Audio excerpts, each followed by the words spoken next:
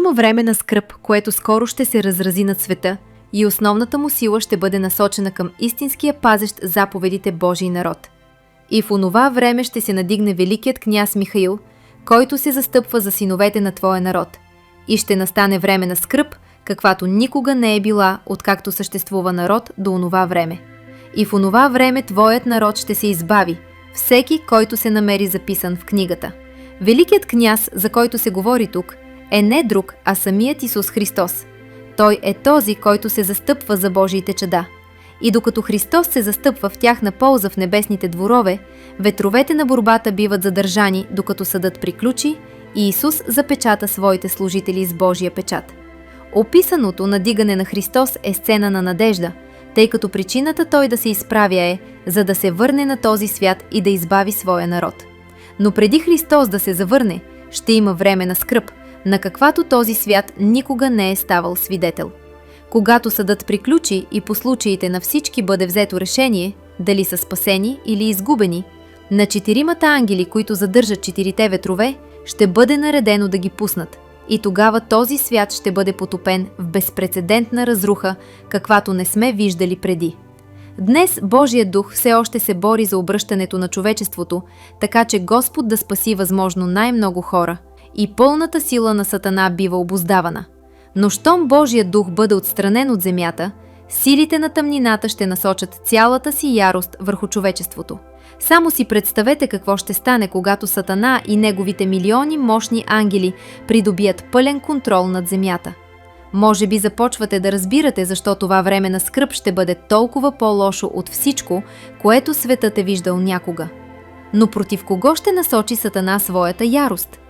Това е важен момент, върху който е необходимо да размислим. Къде и по-конкретно против кого точно ще бъде насочена тази ярост? Нека погледнем следния библейски стих и ще видим отговора.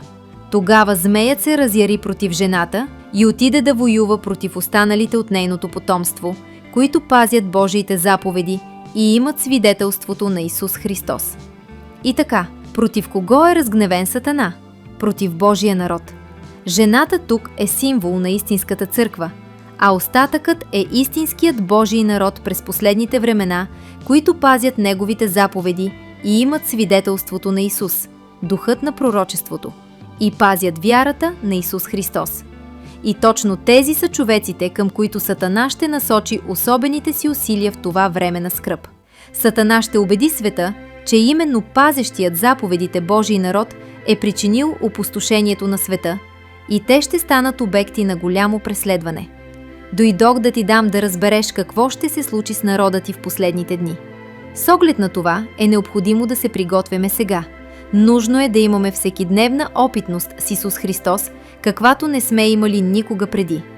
Понеже ако не се прилетваме към Христос Исус сега, в това време на относително спокойствие, и не се стремим да вървим до своя Господ и Спасител, когато времето на скръбта ни удари и се окажем подложени на голямо преследване, ще намерим за трудно нещо да останем верни на своята вяра. Чуваме мнозина наоколо да казват: «О, не бива да се безпокоим за това, понеже верните ще бъдат грабнати преди да започне скръбта». Ако вярвате в тази теория, подобно на много други хора, изповядващи се за християни, ще е добре да разгледаме заедно най-ясния библейски текст, който доказва, че теорията за грабването е погрешна. Друга притча им предложи, като каза: «Небесното царство се оприличава на човек, който е посял добро семе на нивата си. Но когато спяха човеците, неприятелят му дойде и пося плевели между житото и си отиде. И когато поникна стволът и завърза плод, тогава се появиха и плевелите. А слугите на домакина дойдоха и му казаха: „Господине, не пося ли ти добро семе на нивата си? Тогава откъде са плевелите?“ Той им каза: „Някой неприятел е сторил това.“ А слугите му казаха: „Като е тъй, искаш ли да идем да го оплевим?“ А той каза: „Не искам. Да не би, като плевите плевелите, да изкубете заедно с тях и житото. Оставете да растат и двете заедно до жетва, а във време на жетва ще река на жетварите: съберете първо плевелите и вържете ги на снопове за изгаряне, а житото приберете в житницата ми.“ Нивата е светът. Доброто семе, това са чадата на царството, а плевелите са чадата на лукавия. Неприятелят, който ги пося, е дяволът. Жетвата е свършекът на века, а жетварите са ангели. И тъй, както събират плевелите и ги изгарят в огън, така ще бъде и при свършека на света. Поддържащите теорията за тайното грабване считат, че вярващите ще бъдат взети на небето, а останалата част от земните жители ще продължат да живеят на земята през времето на голямата скръб. Така че, според привържениците на представата за грабване, ще се състои отделяне преди свършека на света. Но в библейските стихове, които прочетохме, ясно се заявява, че няма да има предварително отделяне и че отделянето ще се състои едва в края на света, когато Исус се завърне при единственото физическо, буквално, придружено с силен шум и огън – второ пришествие. Забелязахме ли още една истина? Нечестивите са тези, които биват събрани първи, а не истинският Божий народ. Това учение за тайно грабване не е нищо повече от един от методите на Сатана, предназначени да накарат хората да мислят, че няма нужда да бъдат подготвени за каквато и да е скръб. А какво ще стане с всички онези бедни души, които са си мислили, че ще бъдат грабнати, когато се озоват в разгара на преследването? Ще открият, че е твърде късно да се подготвят и ще се окажат отпадащи и завинаги изгубени. Приятели, време е да се приготвим сега. Нямаме и миг за губене. Трябва да се молим както никога преди. Трябва да изучаваме Божието Слово както никога преди.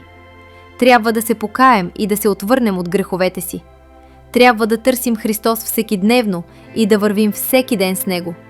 Необходимо е да имаме опитност като тази на Яков, когато се бореше със своя небесен посетител и не искаше да го пусне, докато не получи неговата благословия и уверението от Господа.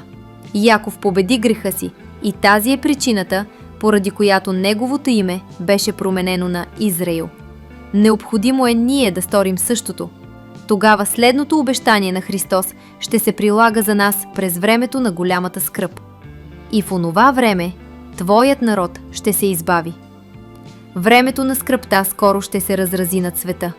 Нека се вслушаме в предупреждението и се приготвим сега, преди да е станало твърде късно. Нека се подготвим духовно, приготвяйки сърцето и ума си чрез пълно себепредаване на Христос и Неговото Слово. Тогава ще притежаваме скъпоценния ресурс на Христовата сила и защита, която е всичко, от което се нуждаем в последните дни.